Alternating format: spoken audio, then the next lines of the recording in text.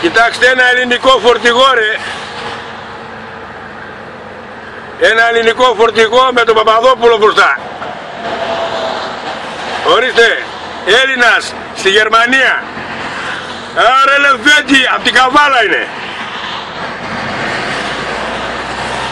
Απ' την Καβάλα είναι ο μάγκας. Ωραίος, ωραίος ο παίκτης. Ωραίος. Να τα βλέπουν οι μαλάκες οι Έλληνες αυτά. Άστε να βγούμε αριστερά τώρα. Μπήκε ο Καριόλης μπροστά μου τώρα. Ρε γαμώ το σπίτι του μέσα.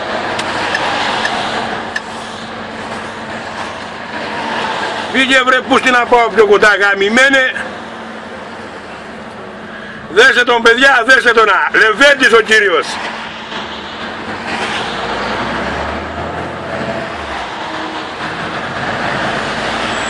Άντε Λεβέντη, άντε γεια.